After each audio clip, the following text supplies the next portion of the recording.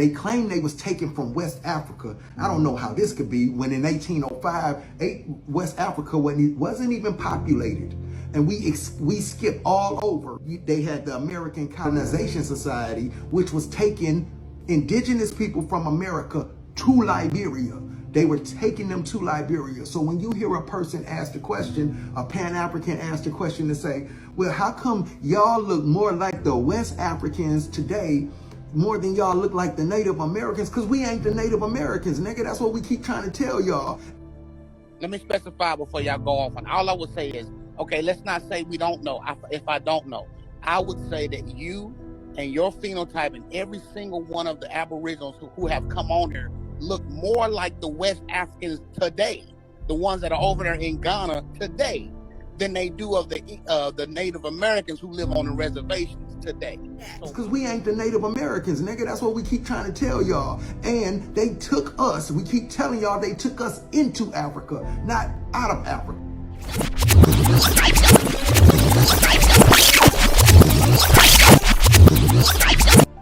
See, they penciled us out. We got our asses pen by pencil.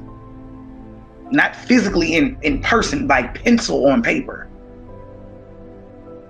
The triangle trade also tells you about North American slaves.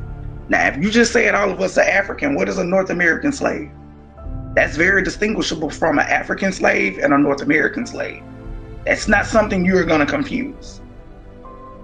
So in talking about that triangle trade, it leads you to ACS.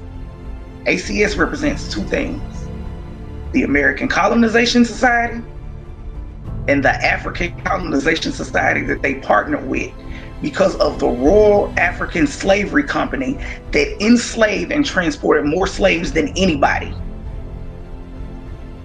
So in this story about this triangle trade that involves the transatlantic trade, they took North American slaves out of America and relocated them into places like Nova Scotia and London.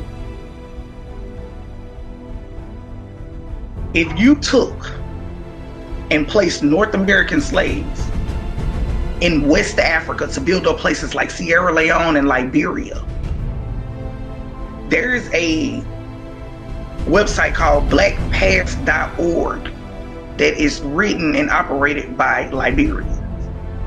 One of the passages on there tells you about how they brought North American slaves into West Africa and warred with the indigenous population.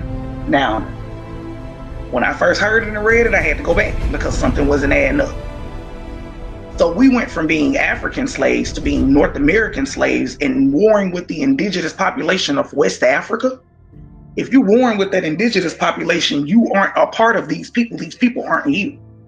If they know that you are American, why you don't know you're American? Indian slavery was a real thing.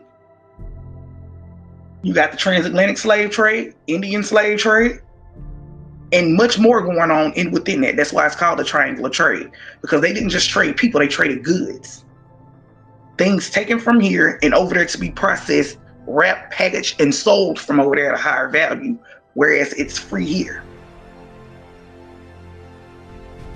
If you're gonna look up the transatlantic, look up the triangle trade. But if you really want to know how people got here, you need to look at the Pacific trade. They brought people in through the Pacific, not just the Atlantic. It's very difficult for people to make it through the Atlantic, even in present day.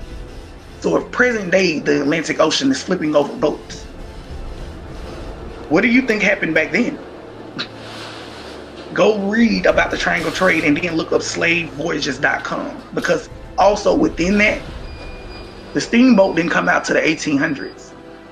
Women could not make that voyage because of sanitation reasons. So the majority of people that were transported were men. So if you're telling me that you have a great, great, great grandmother that was transported here in the 1600s, something's not right.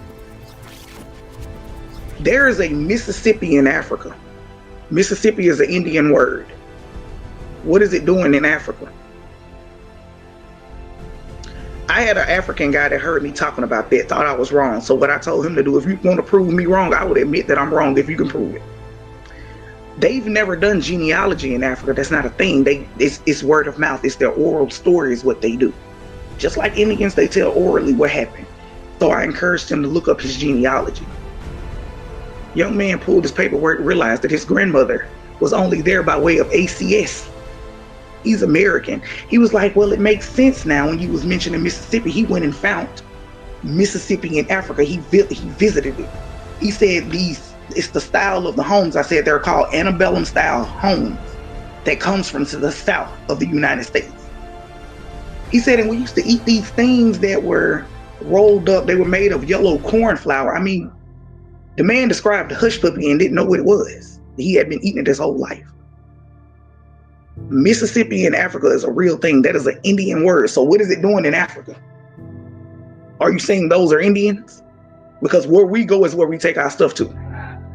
This baby over here eating a hush puppy and don't know what it is. So some of y'all Africans aren't Africans. Y'all are displaced Indians.